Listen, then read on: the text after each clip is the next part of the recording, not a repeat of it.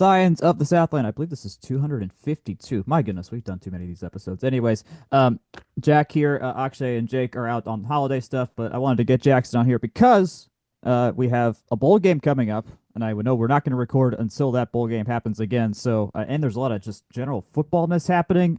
A, Jackson, thanks for showing up. Thanks for doing this. B, how many hours of football did you consume between Friday and right now? I never want to say way too many because I like just as an avid football fan, At this podcast, way too many is if you didn't sleep once. If you slept at least once, you're good. I did sleep at least once. And All the right, good. one time I did take a break between the college and the NFL. Those late window games in the NFL were pretty poor yesterday. So Yeah, it's true. I had to take some family time, got to do some things you got to do. And, went to doing something I never wanted to do, which was pulling for the Dallas Cowboys. But, I that's know, I know, I know. Here we are. Here we are. That's awesome. I mean, I think I watched Jesus. I feel like I did miss much of. I somehow managed to watch basically all the playoff games while in McCamish at the same time, despite the stream not being in and out the whole time. that was the thing, like just trying to multitask. You go from watching, you're trying to, cover Georgia Tech Duke and write about that to Georgia Tech Nebraska and write about that and doing all those kind of things while also just seeing teams get their Chaos. teeth kicked in. Like, Chaos. there's a lot to do, but I want to say, I do appreciate you having me on. This is always one of my favorite things to do when you have me on. So I always make Oh, to do. well, thank you. Well, thank you. We only bring people we like on here, so if you're That's on here good. for a third, fourth, I forgot what time it's been, so it's working I, out for you. third, I'm keeping Third, count. you're keeping count. Wow. All right, nicely done. Okay. Uh, let's start with we've covered on here before. Birmingham Bowl got announced, how we got there, all that kind of stuff. The bulk of what's changed is who is on Tech's team for the most part, both for this game and for next season. There's been a lot of portal movement. You can read so many things about like why the portal is open too soon, too late, all sorts of stuff. It's all crazy. It's all chaotic. None of this is set in stone. If it's different next year, don't be surprised.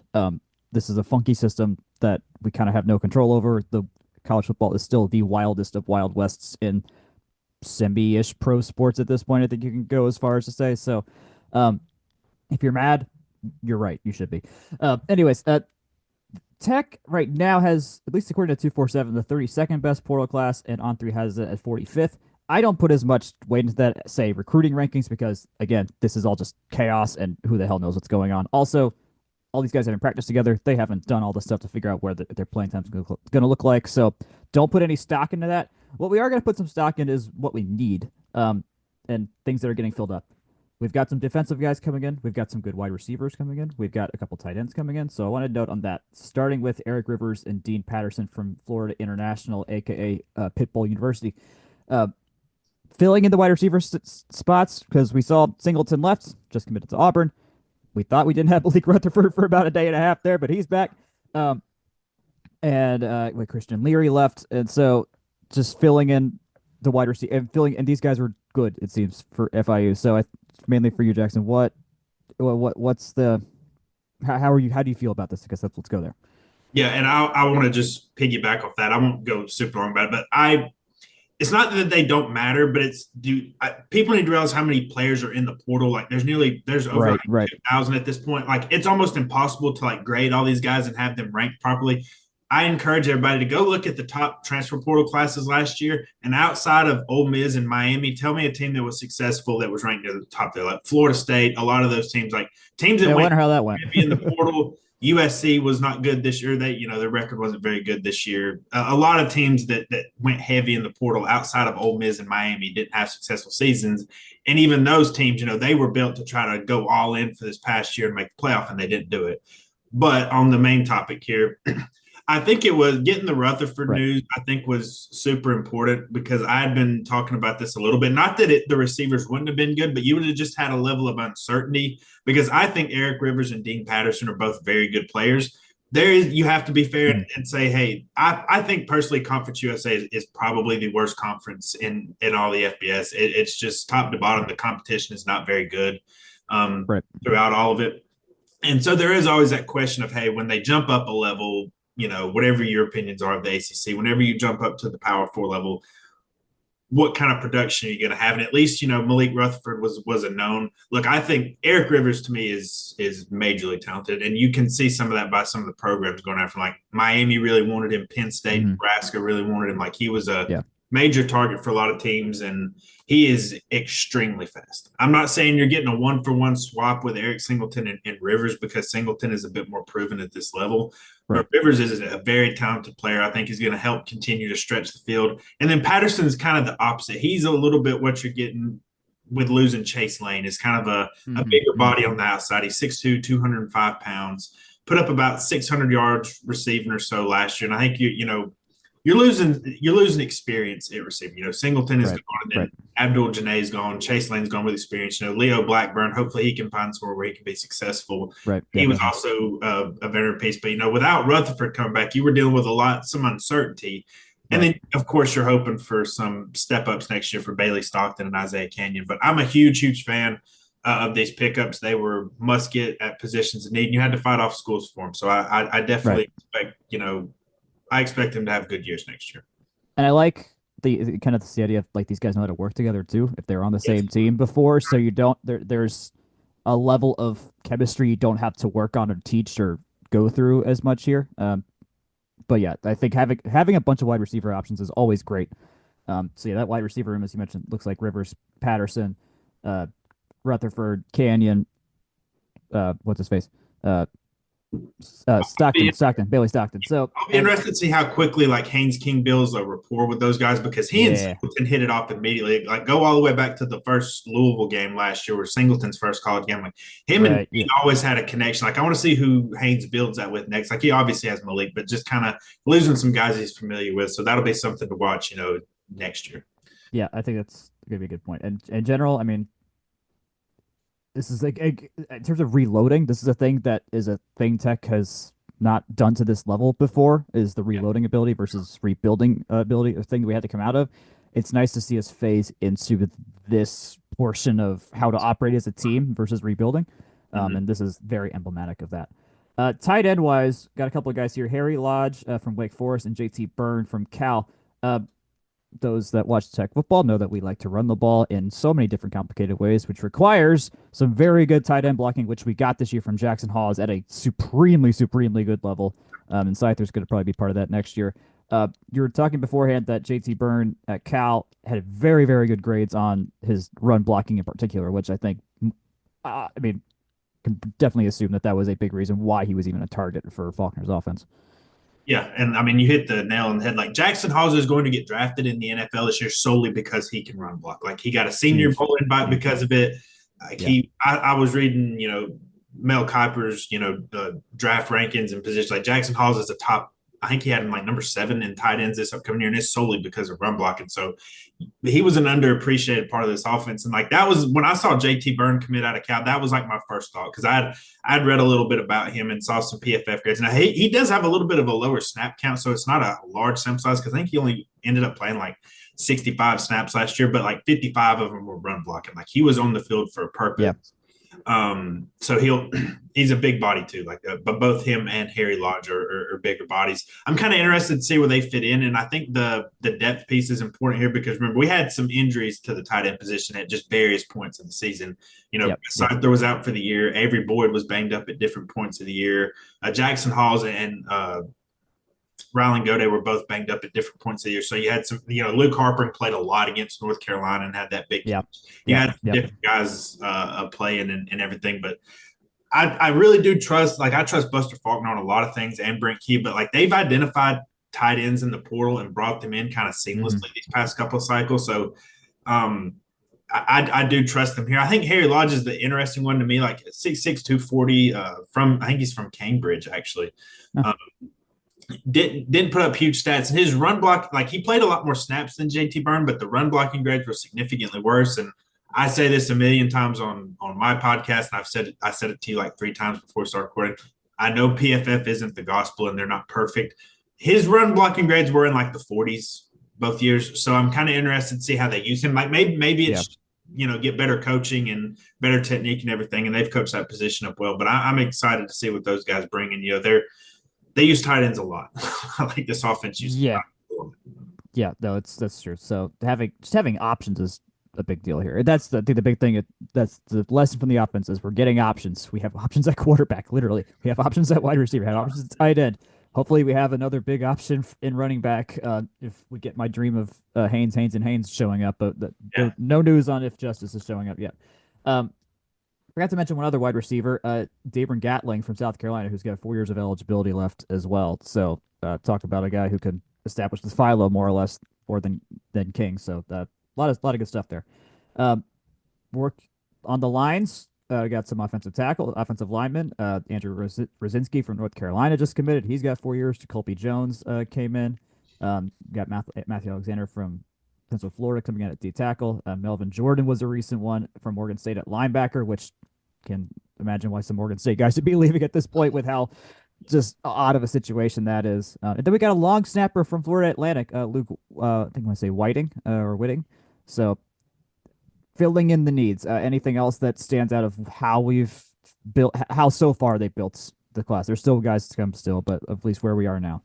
Yeah. So the linebacker position was a little bit like the tight end position on offenses. You rotate so many guys there to fill different roles. Like obviously Mm-hmm. Eford is kind of the alpha there that does everything, but you had Yeah, EJ Lights who play a lot of snaps here. He's going to be back. Jackson Hamilton's going to be back. Tajay Butler was a freshman getting a lot of snaps. He's back. But you do lose Trinelius Tatum, who he made some big plays down the stretch. Like he was he did. He did. instrumental in beating NC State. Like he did really well. You know, you get Caven Spalding from Tennessee Tech. You know, you get, like I said, Melvin Jordan. Both those guys are in there. And again, depth is just huge where you can have guys that can rotate in. Right. I thought that was important. I'm also excited about Kelvin Hill out of UAB. He played as a true freshman, played a ton of snaps. He graded really well in run defense and tackling. So he's a guy I'm kind of interested to see. You know, Yeah. you're losing Warren Burrell, you're losing Tay Seymour, LaMiles Yep. Brooks out of eligibility. So you're going to have some guys step in there. But he's a guy I'm really excited for. I'll be interested to see how the offensive line shakes out a little bit because, you know, you're losing Weston Franklin in the middle. You're losing Jordan Williams at right tackle. I'm kind of Yep. interested to see, you know, is it the guys on the roster that just slide in? You've also got a very, very good offensive line recruiting class coming in with Josh Petty, Peyton Yep. Jones, Yep. those guys. Rosinski was a guy they recruited pretty heavily in high school, and he opted to go to North Carolina. You have Got it. Jacoby Jones, the JUCO offensive tackle. I'm very curious to see where he ends up. I don't really have a lot on him, like being a JUCO guy, but I know he's going to play tackle. And that Yep. was just my last point on some of these guys is a lot of them were recruited by Key and this staff out of high school. Like a lot of them are still young. Like Yeah. they're Yeah. from the state of Georgia. Like Daquan White out of Eastern Michigan, he played high school in the state of Georgia. Kelvin Hill Got played it. high school in the state of Georgia. Andrew Rosinski played high school in the state of Georgia. So you have a lot of those kind of homegrown guys coming back, and it was guys that they recruited and familiar with. So you can kind of see the you can connect the dots there. Yeah. No, that makes sense. I mean, that's I think another way to kind of explain how the story of Key's tenure has gone is they've gone to be able to start recruiting Georgia better, which we knew was a huge priority from out of the gate once he got the full-time job, but now able to do that both out of high school and maintain those relationships to the point where they can pull guys back in after they've gone somewhere else when there was availability. So that's a very good sign just to how well-oiled a machine they And that's have. a hugely underrated aspect of recruiting nowadays because I think back, you know, when me and you were a lot younger and, you know, you were in just the high school, you didn't have the Purdy, didn't have anything like, you know, back when Nick Saban was first starting at Alabama and Urban Meyer was at Florida, a lot of the times if you spurned them to go to other schools, like there was like some animosity there. Like if you didn't go to our Yeah. school and left, now it's you can't really do that because you have no idea if that kid's going to get back in the portal or not. Right. Right. Like maintaining relationships despite where a kid goes out of high school is extremely important. It's something I don't think gets talked about enough because I think that did play a role here for some things. Like you remember who you kept relationships with and who was good to you at the start. So I do think that's an underrated part of recruiting nowadays. So for now, let's note a couple departures here. As you mentioned, Tay Seymour's out. Eric Singleton's just got announced to Auburn. This morning? I want to say today's the 20. Yeah, yeah, that's the 23rd. Romello Heights announced to have committed to Texas Tech. Corey Robinson's out. Christian Leary's out. It doesn't. I think. I at this point, and this is more of a statement on the whole of how the portal works. There's only so much emotionality you can apply to certain guys. And like Malik transferring out for a second there is like, well, he saw guys coming in that clearly we're going to probably play. And it's like, do I still have a spot here? Can I get more money here? And these are questions you can only kind of answer if you do at least put your name in the hat. And when there's money out there to be gotten, depending on who you are, how well you can market yourself and make yourself an asset, um, I don't blame any of these guys for doing that whatsoever. Like this is at this point, college football has become a business. If you are playing at the level that Tech wants to play at, especially if we want to be guys that can make actual money and make real money playing in college football, this is going to happen kind of all the time. So I don't. I'm so glad Rutherford is still here, and I hope we welcome back with open arms. And I hope he scores 18,000 touchdowns in the Birmingham Bowl. So I think that's just what I would want to note there. What does this change anything about the story of Tech this season to you? Does this feel like this just par for the course for us right now? What does this little mini segment of the year tell us these last couple of weeks? So it's interesting because I was already starting to feel it if Tech could keep their very most important players. Like next year could be a huge season. Like you have a lot of uncertainty in the ACC. Like you have I will never call a Georgia Tech schedule easy, but it's easier in some ways because Notre Dame comes off of it, Miami comes off of it. You have some of the more talented teams coming off of it. That like I don't want to like minimize the like Singleton is a very good player. Like he's an NFL level player who I is an important piece. I think they've done a pretty good job replacing him. Again, like the one question I do have is the level of competition, is it going to be a huge step up, or can Dean Patterson and Eric Rivers really hit the ground running?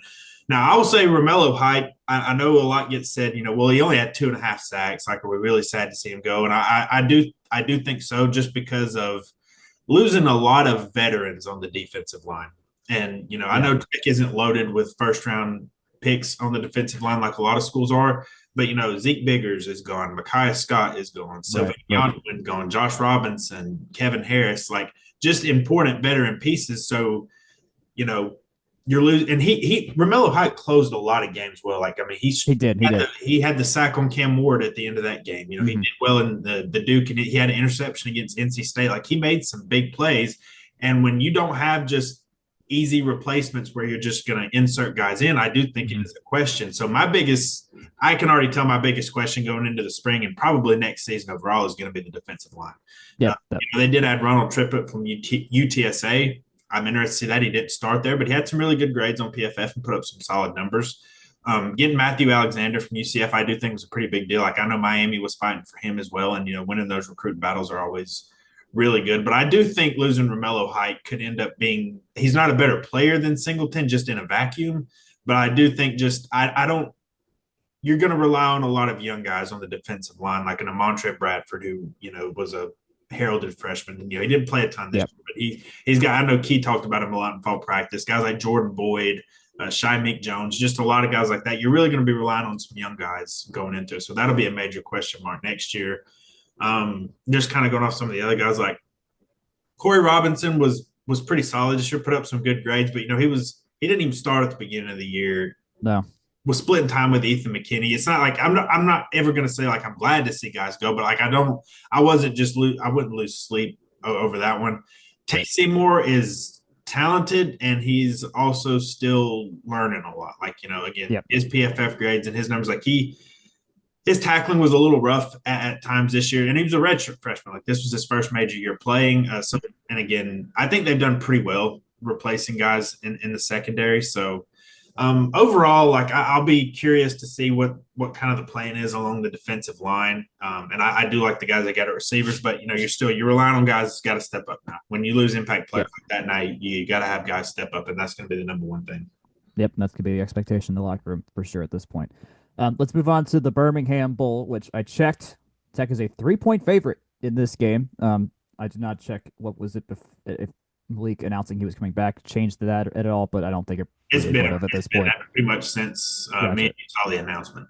Um, so if one, that line feels pretty good. I don't think that's a far cry from where this could be. If you tell me Vandy wins by 4 or we win by 10, somewhere in that range, I'd absolutely believe you. Like that's bowl season stuff can get weird, but for the most part, both these teams are bringing in like a pretty solid team, even with portal stuff going on and graduation stuff going on. Like this is still relatively full strength teams, and this is going to be the healthiest Haynes King we have gotten in Yeah. since before UNC, probably at Mhm. this point. So right now, what do you think it's going to take for Tech to win? I mean, it feels like just more of the same in terms of how they've been playing and whatnot. But is there anything in particular like, okay, let's get this done and you got a trophy?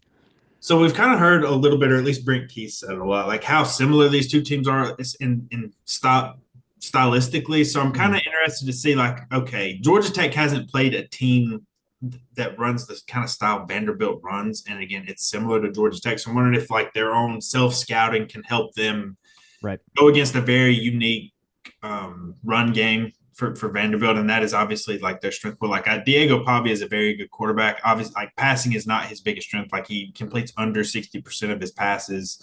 He's their leading rusher with 716 yards this year, and like their receivers are they're they're not bad. Like, but I'll say the running game is definitely the strength of Vanderbilt. And Yeah. Vanderbilt's defense, it's kind of, and it's also the inverse is like Vanderbilt hasn't seen a ton of teams with this kind of scheme that Georgia Tech has, but okay, is your own self scouting helping you in that Right. aspect to prepare for this? So that's kind of the I'm kind of watching to see if like any of if the offenses struggle because like the defenses are so familiar with this kind of scheme, or if maybe they just so good like they kind of hit the ground run because again Vanderbilt's defense is pretty solid. Like they held Yeah. Texas under 30 points. It was a big reason they won some games down the stretch. So that's kind of what I'm. That was the first thing I want to look for when I'm watching. Gotcha. I'm looking at the game on paper preview right now. Vandy's defense is 124th in EPA against the pass, Yeah, which is not amazing, which makes the Rutherford get their return even bigger in the light of this, because otherwise it's going to be an Isaiah Canyon and Bailey Stockton game, which wouldn't have minded that either. I think we could have had plenty of success there. Stockton certainly saved us games at points this year, especially against Miami. Um, but that is a matchup that I'm hoping we can exploit there. And they're about middle of the pack in terms of defending the rush. Um, although offensively, though, they are very good. As we mentioned, Pavia is a very good passing team. They're 27th in the nation in EPA per pass, throwing the ball. So uh, that will be something. I know our pass defense was kind of what killed us against Georgia once the injury started settling in, and just there was just holes open everywhere. So that'll be a sign of like, okay, how much of that could was gotten repaired in these last 3 weeks of practice. The practice time, I'm sure, did a hell of a lot for Tech as well. Tech is not a bad practice. Tell you what, if we practice how we play. So I'm encouraged by that just overall throughout the year. Um, narratively, if, what do you think this would mean if we actually if Tech actually got to an eighth win at this point in this Brenke era? I feel like it would be like a continuation of the work being done. Like Mm-hmm. I'm not going to sit here and sell you that, hey man, beating Vanderbilt, that's your springboard to an ACC title berth, college football playoff dreams. Like bowl games are just so much different than they used to be in terms of what it can mean at the end of the season. But I do think Right. to me it's just a continuation of what he has been building. Like, just the Yep. next man up mentality, the next game up mentality. Like we're focused on the task at hand right now. And look, they're not overlooking Vanderbilt. Like I think Right. there's been a tendency to do that, even with the wins that they've had this year. So, it's Vanderbilt. Like who cares or anything like. But winning a bowl game is still a big deal, especially for a Huge. team Yeah. that is playing the majority of its guys. Like I know there have been some guys leave the portal. You're never going to enter a bowl game anymore in this day and age with the team you had at the No. regular No. season. Not Like, at all.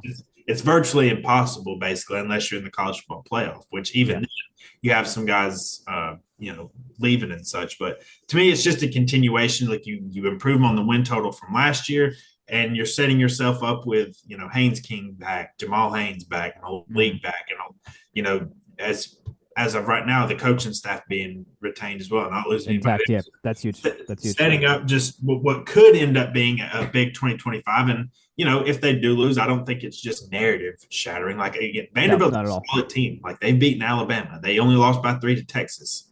They beat a fully healthy Virginia Tech team, which wasn't the team you got at the end of the year from the Hokies, but like they were Right. pretty solid. They were pretty hyped coming into the season. So I think it would just be a continuation. And who knows? Maybe if they win by a lot, maybe we can say it's more. Right. I think a big win feels like that would say as much as anything. Just a normal sized win or even a normal sized loss. It's just like, okay, we know what we know. It doesn't teach us that much new about the team. Maybe you get into some weird. I mean, I would say get into a weird situation where you see how a team responds, but this team literally played an 8 overtime game in their previous games, so I feel like no situation is weird to Tech anymore at this point. Um, there is the cowbell narrative. I'm sure Demetra's loving this. I would hate to lose the cowbell after however many decades that thing has been sitting in Atlanta. Uh, there's that. Yeah, I'll do the flip side. What a loss would mean. If it's a bad loss, that's something. If it's guys get hurt or something like that, I just ignore it. Whatever happens, happens at that point.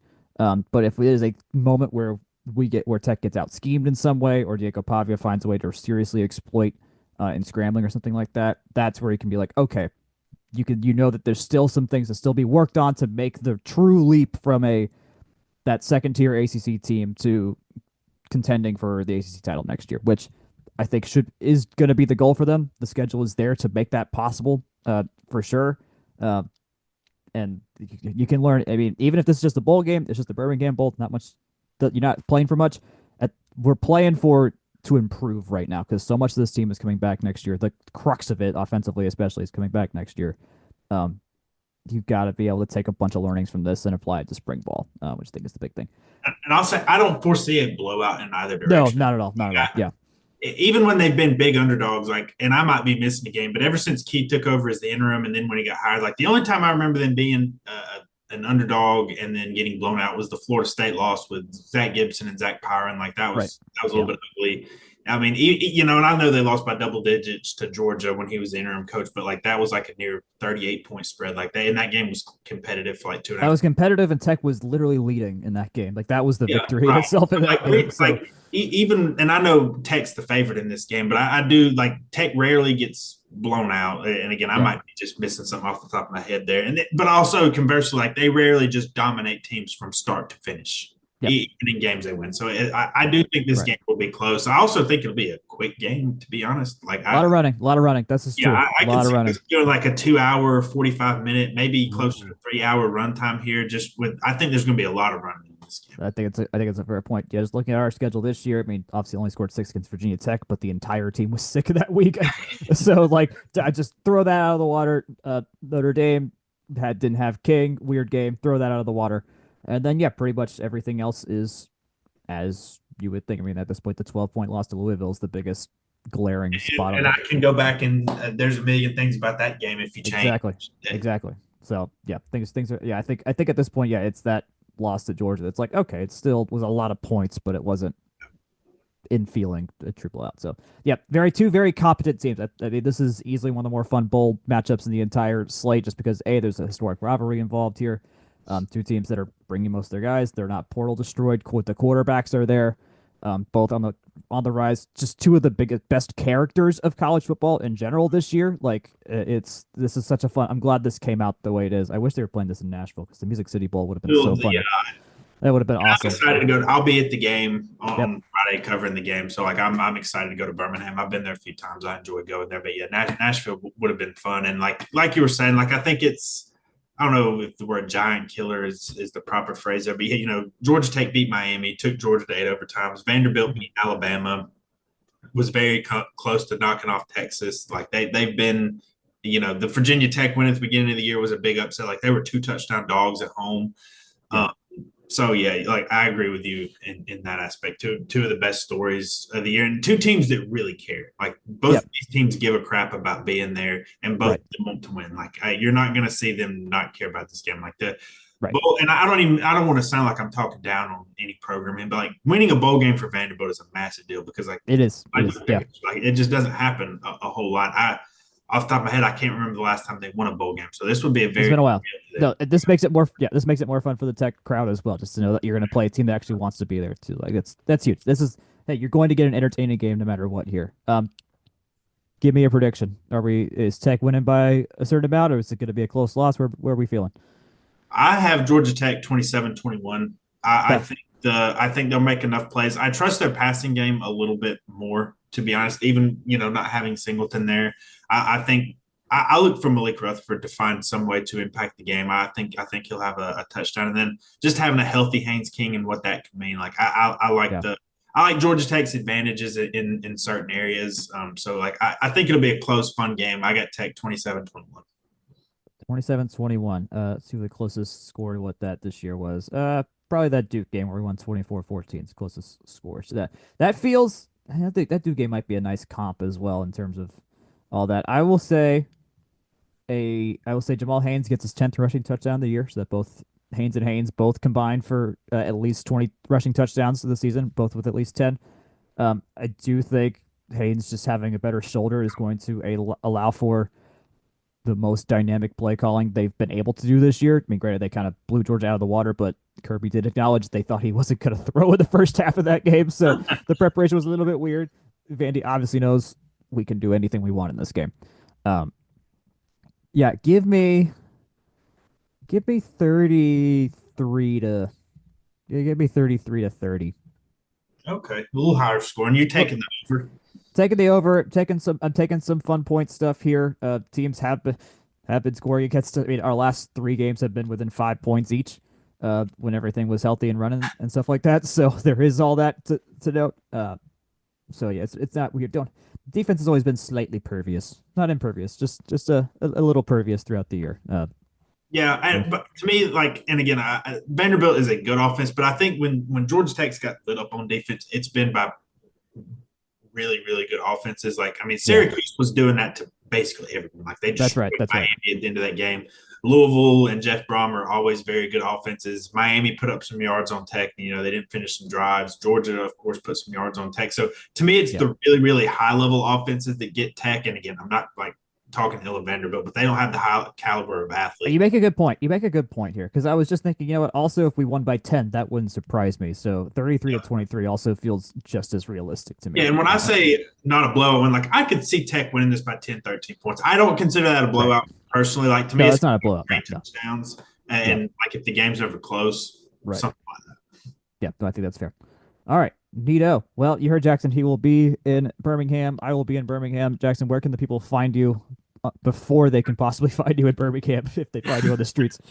yeah. So at Jackson Caudell on pretty much any if y'all are social media people, Georgia Tech on SI. That just there's going to be plenty of content this week, even with the holidays. Like I'm getting some stuff ready. Um, Nice.